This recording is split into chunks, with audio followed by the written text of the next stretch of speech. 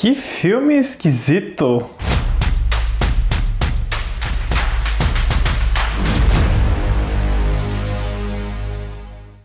Olá, fãs da Sétima Arte, meu nome é Lucas Nascimento e esse é o Lucas Filmes e hoje eu tô aqui para falar sobre Halloween Ends, um novo filme da Blumhouse dirigido pelo David Gordon Green. Mas antes vou pedir para você curtir esse vídeo, se inscrever no canal e ativar o sininho para não perder notificação dos próximos vídeos. E pela enésima vez, Halloween está chegando ao fim. São tantas continuações, reboots, remakes, sequências e linhas do tempo que toda vez que tem uma promessa de Halloween acabar, você pensa, tá, agora é de verdade, agora vai mesmo acabar, é o fim. A gente sabe que Hollywood é uma grande máquina, né? Então é muito provável que o Michael Myers volte em breve aí, apesar desse filme se chamar Halloween Ends. E olha só, eu gosto desse reboot de Halloween que foi idealizado pelo David Gordon Green e o Danny McBride. Eu assisti todos os filmes da franquia e eu acho que poucos se salvam, acho que a maioria deles é bem ruim, bem fraco, bem repetitivo. Eu gosto, obviamente, do primeiro filme do John Carpenter de 78, eu acho Halloween 2 bacaninha, eu acho Halloween 4 muito subestimado e esses são basicamente os únicos filmes que eu acho realmente interessantes, dignos de se assistir da franquia, mas o filme de 2018 mudou tudo isso. Eu acho que é um filme muito legal, muito bem feito. Foi continuado com Halloween Kills, o terror continua de 2021, que eu acho que é um filme um pouquinho mais problemático, um pouquinho mais atrapalhado, mas que ainda assim eu acho ele bem interessante, eu acho ele subestimado. E agora a gente chega no Halloween Ends, né? O 2 e o 3, ou melhor, o Halloween Kills e o Halloween Ends, foram anunciados juntos, quase como se fosse uma produção conjunta, mas que obviamente a Covid e a pandemia mudaram todos os planos da Blumhouse e do David Gordon Green. E o que a gente tem em Halloween Ends com certeza não é o filme que você espera, não é o filme que você esperaria depois de Halloween Kills.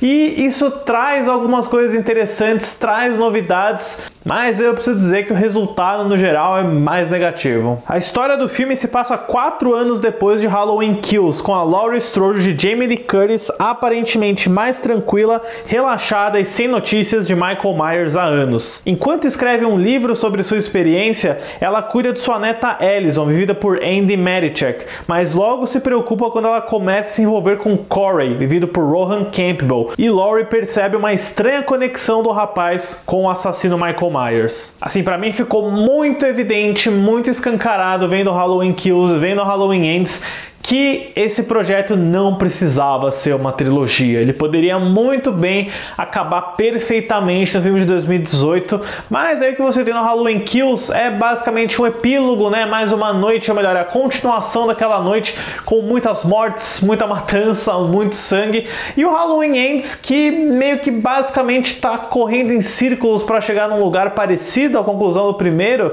eu digo 2018, são muitos filmes que se chamam Halloween. E eu fiquei surpreso assim com o que o Halloween Ends oferece, né? Porque ele não é o filme que foi vendido, os trailers absolutamente não refletem nada do que é esse filme, do que é a história dele, porque ele é literalmente sobre esse personagem novo, Corey Cunningham. Nesse sentido, eu tenho que ser sincero, eu acho que é um ponto positivo, eu acho que ele te dá essa surpresa, essa inovação, porque eu tava esperando que Halloween Ends fosse a terceira parte de algo, fosse só o final, mas não, é um filme completo, com começo, meio e fim. Ele até, de certa forma, pula o cliffhanger do Halloween Kills, ele já começa tantos anos depois. É uma decisão ousada e eu dou créditos por isso, porque afinal, né, são 13 filmes. Se fosse só um filme do Michael Myers saindo por aí matando gente, não valeria a pena. Mas eu preciso dizer que é um filme muito esquisito, é um filme estranho de ser seguido. Eu digo isso também porque o Halloween Ends é um filme muito mais sobre o Corey Cunningham do que até a Laurie Strode, do que até o Michael Myers.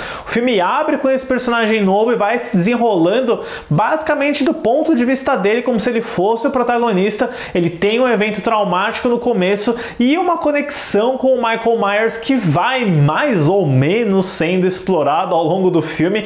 Eu acho que, curiosamente, Halloween Ends está muito mais próximo de um outro filme do John Carpenter, que é o Christine, o Carro Assassino, de 83, que é uma ótima adaptação do Stephen King e que ele pega muito emprestado por pegar essa premissa do jovem desajustado malvado, do nerd, que vai passando por uma transformação sombria. Eu acho até curioso como o Rohan Campbell parece o Kit Gordon no filme de 83. Eles literalmente têm o mesmo sobrenome, Cunningham. Isso não pode ser coincidência. Eu tenho certeza que em algum momento David Gordon Green ficou lá na pandemia, em quarentena, deve ter assistido Cristino K. Assassino e falou, é isso. Isso porque eu nem mencionei que o Corey trabalha como mecânico, ele conserta carros, tem até uma morte muito elaborada do filme que envolve o carro como arma de matança. Então...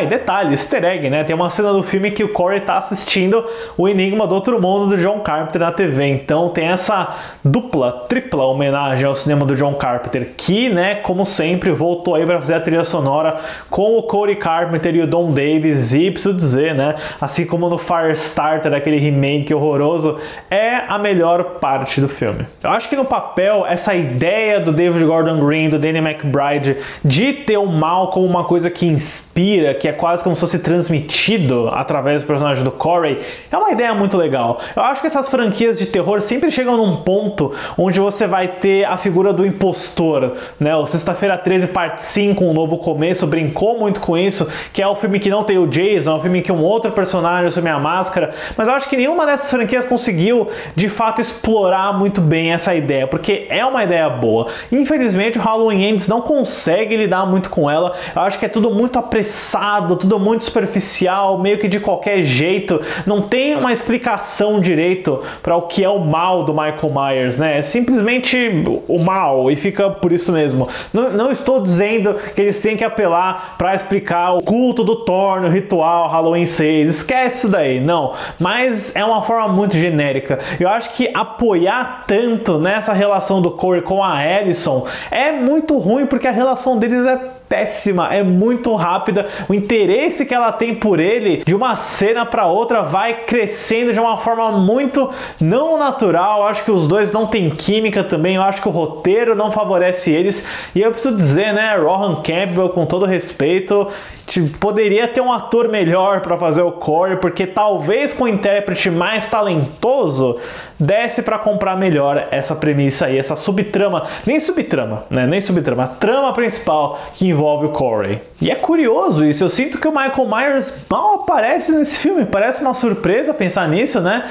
Mas sem brincadeira e sem spoilers também, você vai ver muito pouco no Michael Myers nesse filme. Eu acho até curioso, de novo, como o David Gordon Green tá bebendo Stephen King, como durante a maior parte do filme o Michael Myers está escondido no esgoto, assim como o Pennywise em It a Coisa. Alguém assistiu muito Stephen King na quarentena. Isso me deixa bravo em dois sentidos. Primeiro, porque a gente não vê tanto do Michael Myers, e segundo, porque o filme não tem coragem de mergulhar 100% nessa ideia do Corey, nessa premissa de você talvez não ter o Michael Myers como assassino da franquia. Porque meio que nos últimos 20 minutos, Halloween Ends lembra do que ele precisa ser. Ele lembra do Halloween Kills e dos outros dois filmes. Ele lembra que ele tem que falar sobre a Laurie e o Michael Myers. E aí sim, nos 45 do segundo tempo, ele vai na promessa do que o final de Halloween Kills poderia fazer. Mas só aí também, porque, juro pra vocês, até aí é um filme de Corey Cunningham. O que é frustrante também, porque quando você chega nesse final, você percebe que todo esse investimento, né, esse desenvolvimento com o Corey não serviu pra nada. Pra nada mesmo, é simplesmente descartado porque tipo, agora sim a gente tem que resolver as coisas dos filmes anteriores. Sério, parece até que você pode pegar esse finalzinho do Halloween Ends, costurar no final de Halloween Kills e você teria aí uma dobradinha bem eficiente que fecha muito bem a franquia, que consegue honrar bem o legado do filme de 78, mas não, né? Que pena, você vê através disso como essa trilogia foi muito mal planejada. E eu preciso dizer também que como diretor, o David Gordon Green tá bem menos inspirado do que em 2018. O filme de 2018 é extremamente caprichado, tem muita atenção aos detalhes, na fotografia, nos movimentos de câmera. É realmente uma carta de amor ao filme do John Carpenter. E agora a gente vê um filme que é bem mais desleixado, ele é bem mais genérico, o suspense não funciona, ele aposta muito em jumpscare, em soluções visuais que ficam até meio bobas, de personagens aparecendo e desaparecendo quase como mágica, aparecendo atrás de pessoas, aparecendo aparecendo atrás de objetos, é meio... levou no ridículo, sabe? No primeiro filme era uma coisa meio incômoda, era estranho, mas tá tão banalizado agora, especialmente com o que acontece nesse filme, que basicamente você não sente muito investimento, não tem aquela coisa de, nossa, as mortes icônicas do Michael Myers. Michael Myers mal aparece nesse filme, então não tem muito charme, assim. Eu só preciso dizer uma análise muito específica de um momento chave. Eu gosto de como o Green faz uma rima de dois planos envolvendo o Corey e a Allison em momentos bem distintos da história, um deles envolvendo uma festa.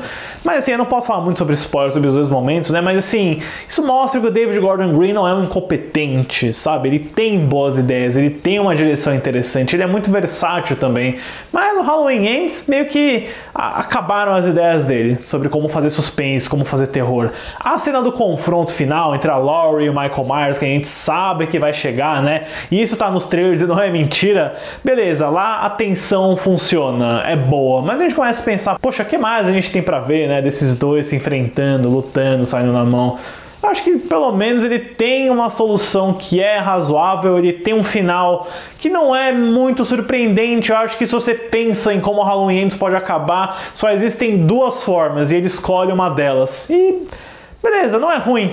Não é ruim, mas sabe, se você vai chamar de Halloween Ends, acho que deveria ser algo um pouquinho mais marcante. Olha, estejam preparados para Halloween Ends. Com certeza não é o filme que vocês estão esperando, não é o filme que prometeram para vocês, e isso pode ser muito decepcionante. Eu gosto de algumas ideias dele, eu acho que ele tem uma base muito interessante, mas o David Gordon Green não consegue se decidir quanto ao tipo de filme que ele quer ser, ele não tem coragem de ir completamente dentro da proposta que ele faz, e ele tá meio que perdido numa bagunça de não saber como encerrar essa fase da franquia, de não saber como terminar o filme. Isso é muito decepcionante para uma trilogia que começou tão bem. Para Halloween Ends, eu dou uma nota 4. Mas assim, é uma nota 4, mas eu preciso dizer que é melhor sim do que grande parte dos filmes de Halloween. Para quem sobreviveu a Halloween 5, Halloween 6 e todos aqueles filmes horrorosos do Rob Zombie, Halloween Ends é quase uma obra-prima. Mas olhando pelo filtro normal, né, do que é aceitável no cinema,